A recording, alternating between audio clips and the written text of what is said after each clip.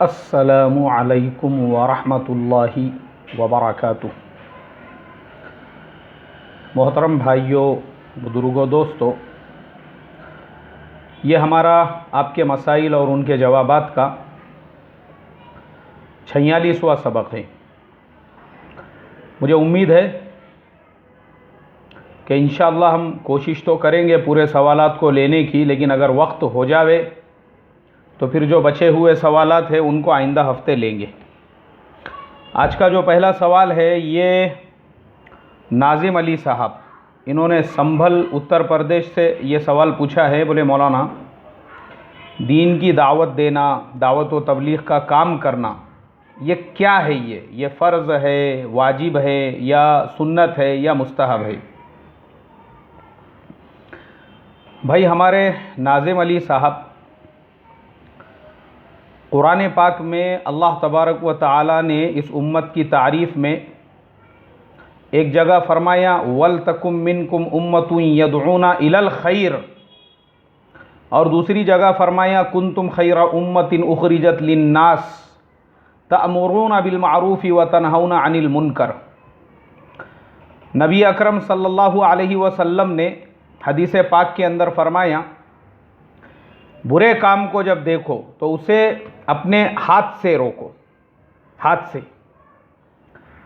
और अगर हाथ से रोकने की तुम्हारे अंदर ताकत नहीं है तो फिर कम से कम ज़ुबान से रोको। तुम इतने ज़्यादा डरपूक हो, तुम इतने ज़्यादा कमज़ोर हो कि ज़ुबान से भी नहीं रोक सकते, तो फिर दिल में उसको बुरा चाहो। ज़ालिका अज़अफ़ुल ईमान, ईमान का ये सबसे अदना दर्जा है, इससे नीचे ईमान का कोई दर्जा नहीं है। आज हिंदुस्तान के हालात के एतबार से अब तुम खुद फैसला करना कि ऐसा मुल्क जहाँ पर कहीं पे मुसलमान गणपति की पूजा कर रहे हैं, कहीं पर मुसलमान औरतें बनारस के जैसे शहरों में वो राम की आरती उतार रही है उसके तस्वीर के सामने खड़े रहकर, बॉम्बे जैसे शहर में एक मुसलमान साहब सूअर का गोश्त पिज़्ज़ा में डालकर बेच रहे हैं। और अगर आप टीवी देखते होंगे तो देखो मुसलमान लड़कियों ने कैसे बिग बॉस के अंदर धूम मचाई हुई है। जो पूरी दुनिया के सामने, एक ज़माना वो होता था कि किसी आदमी ने कोई गुनाह किया वो उसको छुपाता था, उस पर पर्दा डालता था। और यहाँ पर उस समाज की, उस कौम की लड़कियाँ जिनके नाम के आगे सरनेम में खान ऐसे बड़े बड़े नाम लगे हुए हैं, मुसलमान की लड़की जिसके बाप का नाम मुसलमान, वो लड़कियाँ, एक नहीं कई लड़कियाँ, वो वहाँ गैरों के सामने अपने अय्याशी, अपने फहाशी और अपने काले करतूत की दास्तानें सुना रही है। एक मुसलमान लड़की, पूरे वर्ल्ड मीडिया, पूरी दुनिया देख रही है, उनके सामने कहती है, मुझे खुद पता नहीं है बोले कितनों ने मेरे ऊपर राइट किया है, कितने मेरे ऊपर चढ़े थे, उनमें से कितने खतना वाले थे, कितने बगैर खतना वाले थे, कितनों ने आके मेरे अंदर अपना पानी गिरा गिरा कर चले गए। मुतारी की तरह से, एक मुतारी होती है ना गवर्नमेंट की, बस स्टैंड पे, रेलवे स्टेशन पे आपने देखे होंगे, मुतारी बोलकर लिखा हुआ होता है। जिसको भी पेशाब करना है वो वहाँ जाके धार मारता है और अपनी ज़रूरत पूरी करके वहाँ से हट जाता है। वैसे वो खुद अपने मुंह से कह रही है बिग बॉस के अंदर कि कितनों ने मेरे ऊपर राइडिंग की और कितनों ने अपना पानी मेरे अंदर गिरा के वो वहाँ से चले गए, मुझे खुद को याद नहीं है। बोले अल्लाह हिफाजत फरमाए। यानी अफसोस करने की बात है कि आज ये मुल्क के हालात ऐसे हैं, कहीं बुत परस्ती हो रही है, कहीं सूअर का गोश्त मुसलमान बेच रहे हैं, कहीं पे मुसलमान लड़कियां अपने अय्याशी फहाशी के किस्से अपने ज़ुबान से सुना रही है। और उससे आगे बढ़कर फितने दिन ब दिन ऐसे निकल रहे हैं, नए नए। एक फितना पैदा हुआ, सुनने को मिला कि 10,000 लोग उसकी जद में आ गए।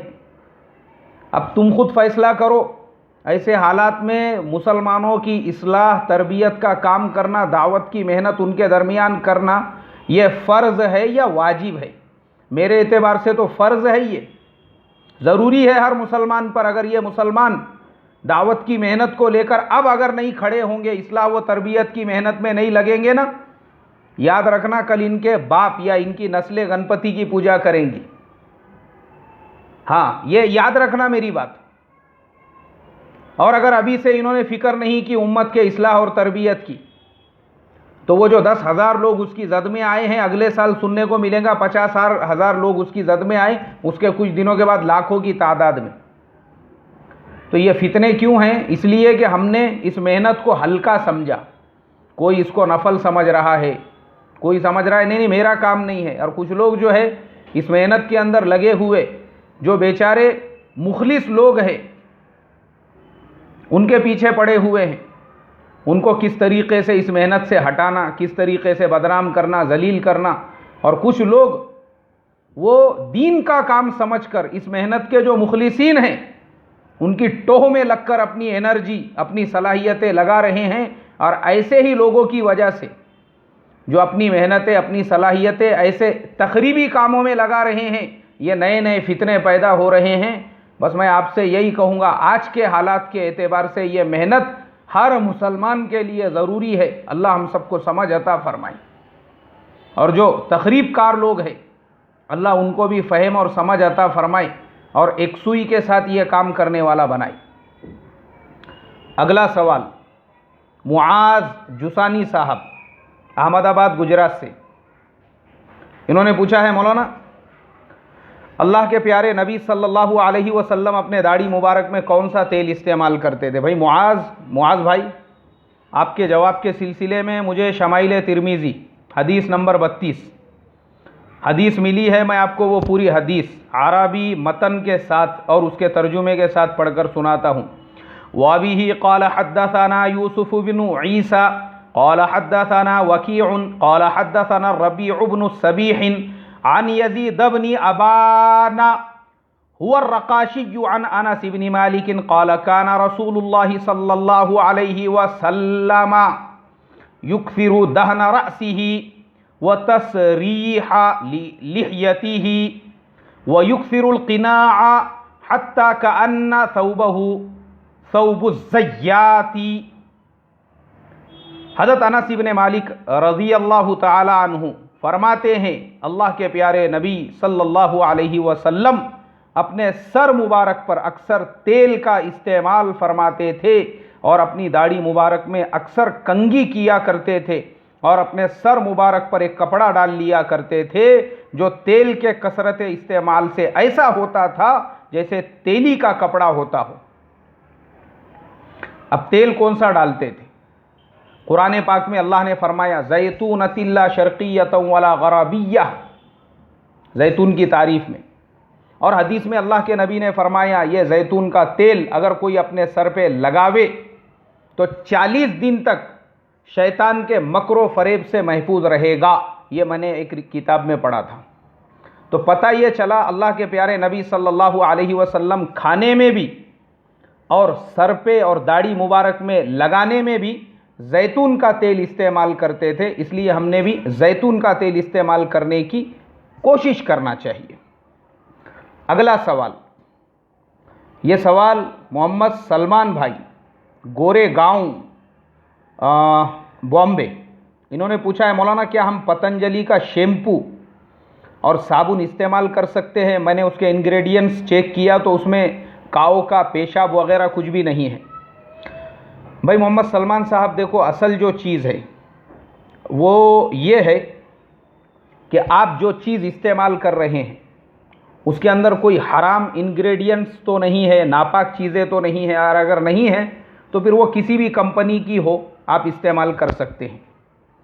अगला सवाल, ये एक बहन है हमारी, लंदन में रहती है और ये बहन ने वहाँ से सवाल किया है। एक्चुअली मैं मस्जिद के अंदर हमारे जमात को खाना खिला रहा था, उनका अचानक में फ़ोन आया तो मैं सही से उनसे बात नहीं कर सका, लेकिन मैंने उनसे कहा था कि इंशाल्लाह आपके मसाइल में उनका जवाब मैं ले लूँगा, इसलिए मैंने आज उनका सवाल लिया हूँ।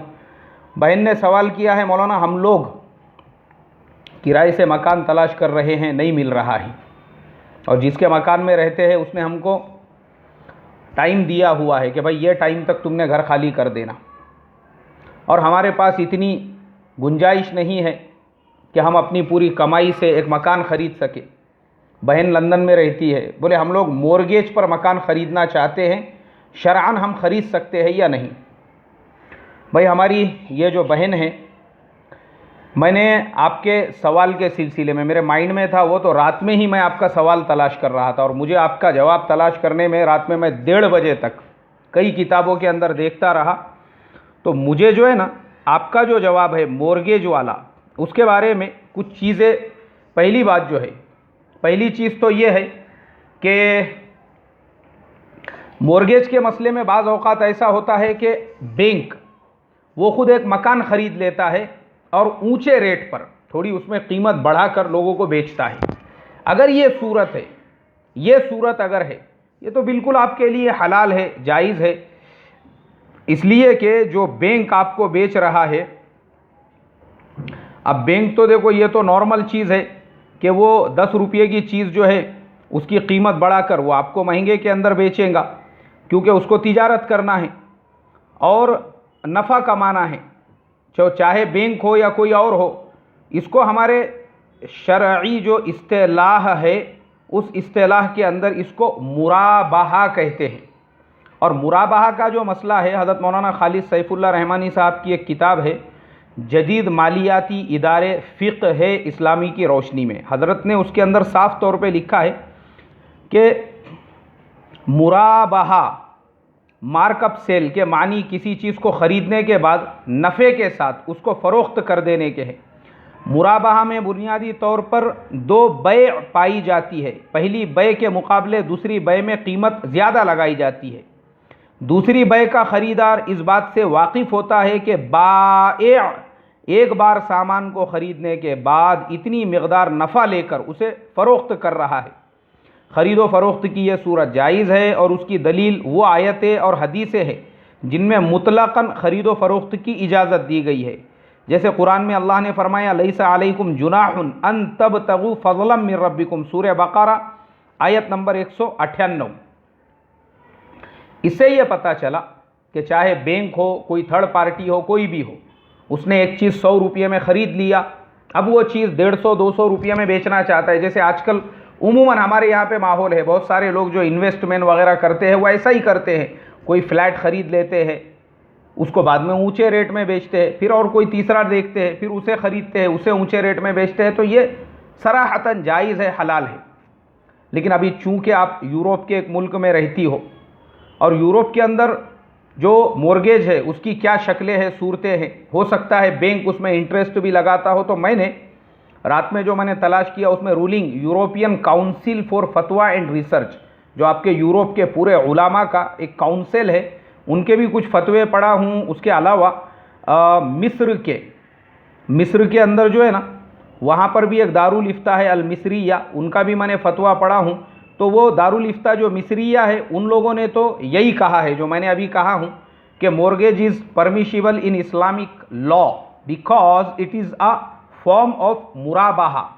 उन्होंने भी इसी की वजाहत की है। लेकिन अगर आपके यहाँ पर बैंक उसके अंदर कुछ इंटरेस्ट भी जोड़ रहा है या कुछ और ऐसी शक्ल बन रही है सूद वगैरह की, तो उस सूरत के अंदर अगर आप मजबूर है इस दर्जे में कि आप अपनी हलाल कमाई से बिल्कुल नहीं खरीद सकती है और मजबूर हो चुकी है कि आपको किसी ना किसी दर्जे में बैंक का वो सूद अदा करना पड़ेगा या बैंक से लोन लेना पड़ेगा, तो उस सूरत में भी हज़रत मौलाना खालिद सैफुल्लाह रहमानी साहब की जो किताब है जदीद फ़िक़ही मसाइल, जिल्द नंबर 1 सफ़ा नंबर 278, इसमें हज़रत ने जो है ऐसे मजबूरी की सूरत के अंदर बैंक से लोन लेने की इजाज़त दी है कि भाई ऐसी मजबूरी की सूरत है तो फिर आप बैंक से लोन ले सकती है, कोई हर्ज नहीं है। इसके बाद में जो अगला सवाल है ये है मोहम्मद ईसा साहब, परभनी महाराष्ट्र से। मोहम्मद ईसा साहब ने पूछा है मौलाना, कौमा और जलसा, इसकी जो तस्बीहात है वो इमाम कह सकता है या नहीं कह सकता है? भाई हमारे मोहम्मद ईसा साहब, आपने जो सवाल किया है इमाम वो तस्बीहात कह सकता है या नहीं कह सकता है, उसके बारे में भी मुझे बहुत सारी किताबों में तलाश करना पड़ा। अभी देखो आप क्या तस्बीह कह रहे हैं मुझे ये पहले तो मसला ही समझ में नहीं आया आपका, क्योंकि आप थोड़ा और वाज़ेह करते तो फिर समझ में आता था, लेकिन फिर भी मेरे जहाँ तक समझ में आया, अगर आप ये पूछ रहे हैं कि भाई कौमे के अंदर जो तस्बीह पढ़ी जाती है हम्दन कसीरन तय्यबन मुबारकन फ़ीह, इमाम के समी अल्लाहु लिमन हमीदा बोलने के बाद, या फिर दोनों सजदों के दरमियान में जो पढ़ते हैं अल्लाहुम्मा ग़फ़िरली वरहमनी वहदीनी वजबुरनी वआफ़ीनी वरज़ुक़नी, अगर इसके ताल्लुक़ से पूछ रहे हैं तो फिर मैं आपको बता दूँ, यहाँ पर एक हदीस लिखी हुई है जिसके बारे में लिखा है कि अल्लाह के प्यारे नबी सल्लल्लाहु अलैहि वसल्लम ने सहाबा को कहा था कि जब इमाम समी अल्लाहु लिमन हमीदा कहे तो तुम लोग रब्बाना वलकल हम्द पढ़ा करो। और हज़रत अबू हुरैरा रज़ी अल्लाह ताला अन्हु की ये रिवायत है। और यहाँ पर जो तफसील से लिखा हुआ है कि भाई मुक्तदी वो सिर्फ रब्बाना वलकल हम्द और हम्दन कसीरन कहेंगे, समी अल्लाहु लिमन हमीदा इमाम कहेगा, लेकिन इमाम समी अल्लाहु लिमन हमीदा के साथ में ये दुआ भी पढ़ सकता है जो हम्दन कसीरन की है, और उसी तरीक़े से दोनों सजदों के दरमियान। तो इससे क्या होगा, एक मुस्तहब भी अदा हो जाएगा, और रुकू उसके बाद जो कौमा है, कौमा और जो सजदा है उसके दरमियान इतना गैप होगा जिससे मुक्तदी सही ढंग से कौमे में खड़े होकर अपने वाजिब को अदा कर सके। और दोनों सजदों के दरमियान भी जो जलसा है उसमें अगर इमाम ये दुआ पढ़ेगा तो उससे मुक्तदी भी वो दुआ पढ़ सकेंगे, और मुक्तदी लोग भी इत्मीनान से जलसे में बैठकर फिर अगले सजदे के अंदर जा सकेंगे। तो बिल्कुल इमाम ने पढ़ना चाहिए। अगला सवाल, ये सवाल है हमारे अब्दुल रहीम भाई, चार मीनार हैदराबाद से। हमारे अब्दुल रहीम भाई ने पूछा है, मौलाना उन्होंने बच्चा लिया था अपनी बहन का गोद में और वो पूरी उन्होंने प्रोसेसिंग की, वो तुम्हारा पूरा सवाल मैंने पढ़ लिया। देखो अभी जो भी तुम्हारे अपने आपस के मसाइल है ना, वो क्या है वो आपने मुझे बता दिया हुआ है, लेकिन जो शरीयत का मसला है मैं आपको बताता हूँ। इस्लाम में ये जो मुंह बोला रिश्ता है ना, इसकी कोई हैसियत नहीं है। वो बच्चा उसी माँ का बेटा कहलाएगा जिसके पेट से उसने जन्म लिया या जिस माँ ने उसको दूध पिलाया। वो दो औरतें उसकी माँ कहलाएंगी, एक रिज़ाई और दूसरी हकीकी। ये दो माएँ उसकी माँ हैं। उसके अलावा अगर आप कहेंगे उसने चच्ची को अम्मा बोलना या फूफी को अम्मी बोलना, तो ये फिर अब आपके अपने मसाइल है। लेकिन जो शरीयत का मसला है वो यही कि इस्लाम में मुंह बोले रिश्ते की कोई हकीकत नहीं है। यहाँ पर तो रिश्ता जो है वो या तो यहाँ पर जो रिश्ता है वो या तो खून का या तो दूध का, इसके अलावा कुछ नहीं। आगे का जो सवाल है, ये सवाल कुवैत से मोहम्मद बुरहान साहब, इन्होंने पूछा है, बोले मौलाना आजकल मोबाइल में लूडो गेम खेलने का रिवाज आम हो चुका है, शरअन इसकी क्या हैसियत है? देखो जो वक्त का ज़िया है ये शरीयत में बिल्कुल हराम और नाजायज़ है, जिसे लायानी कहते हैं। चाहे फिर लूडो गेम खेलो या किसी और काम में अपने वक्त को बर्बाद करो, ये सिर्फ अपने वक्त को ज़ाय करना है। उसी वक्त में आप दीन की बातें सीख सकते, तस्बीहात पढ़ सकते, कोई दीनी किताब पढ़ सकते हैं। लेकिन अगर आप उस वक्त को बर्बाद कर रहे हो, ये वक्त अमानत है अल्लाह ताला की, ज़ाय कर रहे हो, तो ये बहुत ही गलत बात है। ये अपनी ज़िंदगी की कदर व कीमत को नहीं समझना है, इससे हमने परहेज़ करना चाहिए और बचना चाहिए। आगे दो तीन सवालात थे, वो बहुत लंबा चौड़ा उनका जवाब है। अभी जैसे एक बहन ने मुमरा से पूछा है, मौलाना बहुत सारे लोग वो ये कहते हैं कि जो 6 नंबरात है ये मुकम्मल दीन नहीं है, तो इसकी क्या हकीकत है? अब ये सवाल ऐसा है, इस पर मुझे आधे घंटे की तकरीर करना पड़ेगी। दूसरा एक सवाल पालनपुर से हमारे मौलाना अल्ताफ़ साहब ने लिखा है, बोले मौलाना गुजरात में जो बाढ़ आई थी उसके अंदर मेरा घर भय के चला गया।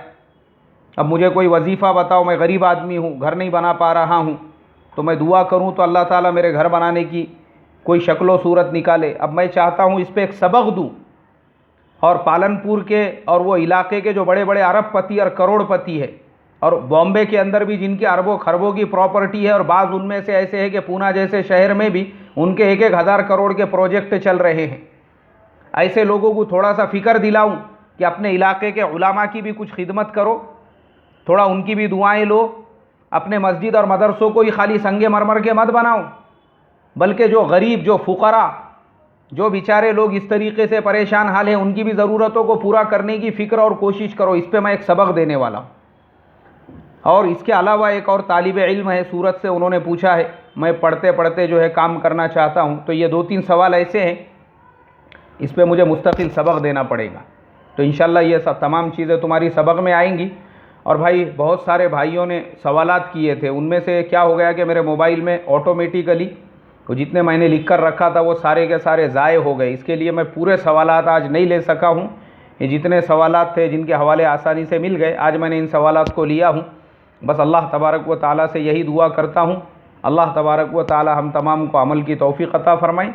अस्सलामु अलैकुम व रहमतुल्लाहि व बरकातुहू।